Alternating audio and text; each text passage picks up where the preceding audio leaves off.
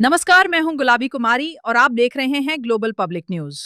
भारत सरकार ने हाल ही में एक नई योजना को मंजूरी दी है, ELI स्कीम, जिसका उद्देश्य है युवाओं को संगठित रोजगार से जोड़ना और नियोक्ताओं को नई नियुक्तियों के लिए प्रोत्साहन देना।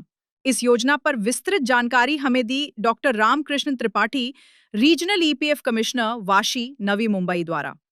योजना के अनुसार पहली बार काम शुरू करने वाले युवाओं को 15,000 रुपए तक का प्रोत्साहन मिलेगा।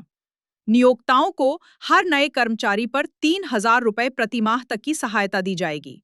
2 साल में 3.5 करोड़ रोजगार सृजन का लक्ष्य तय है। सभी भुगतान DBT और आधार ब्रिज प्रणाली से होंगे, पारदर्शिता और तेज वितरण सुनिश्चित करते हुए। डॉक्टर त्रिपाठी ने बताया कि ये योजना सिर्फ आर्थिक नहीं, बल्कि सामाजिक बदलाव की भी नींव रखती है। गुलाबी कुमारी, आप देख रहे हैं global public news, Navi Mumbai.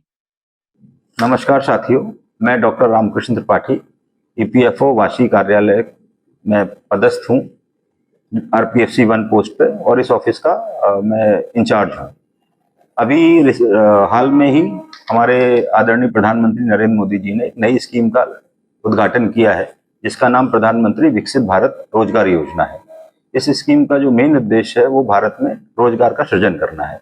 इस स्कीम के तहत सरकार ने लगभग 1 लाख करोड़ का बजट का प्रावधान किया है और उसमें उद्देश्य है लगभग 3.5 करोड़ लोगों को 3.5 करोड़ रोजगार का सृजन होगा अगले 2 वर्ष में।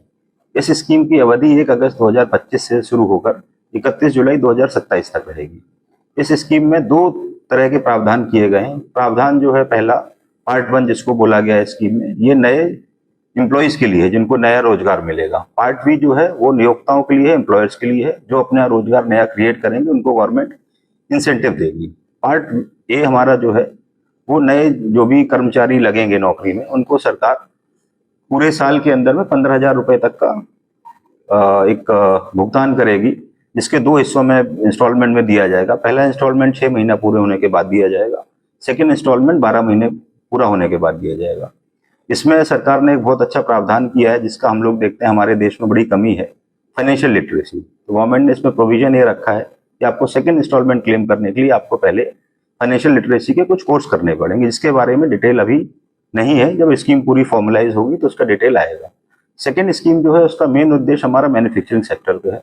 हमारा देश दुनिया के सबसे ज़्यादा जनसंख्या वाले देशों में है, हमारा डेमोग्राफिक डिविडेंड बहुत ज़्यादा है। उसको रीप करने के लिए हमारे लिए जो labour intensive employ intensive industries है उसमें काम करना जरूरी है, और उसके लिए मैन्युफैक्चरिंग मेजर सेक्टर है। गवर्नमेंट का मेन फोकस इसमें यही है कि स्पेशली मैन्युफैक्चरिंग में अगर कोई कंपनी वाला एम्प्लॉयर अपने यहाँ जो नए रोजगार का सृजन करेगा, उसको सरकार हर महीने लगभग 3,000 रुपए तक का इंसेंटिव देगी। तो इन दोनों स्कीम का मेन उद्देश्य जो है, हमारे प्रधानमंत्री जी ने जो भारत के लिए विजन रखा है 2047 विकसित भारत का विजन, उसमें रोजगार सृजन में मदद करना। तो मैं सभी लोगों से निवेदन करूंगा कि इस स्कीम का ज़्यादा से ज़्यादा फायदा लें। आपको किसी तरह की समस्याएं होंगी तो उसके लिए आप कभी भी PF कार्यालय वाशी में संपर्क कर सकते हैं। और इस स्कीम के इम्प्लीमेंटेशन के लिए EPFO को मेन एजेंसी बनाया गया। उसके जो भी बेनिफिट हैं वो सब EPFO के थ्रू ही डिसबर्स किए जाएंगे या लोगों को दिए जाएंगे। नमस्कार, जय हिंद, जय भारत।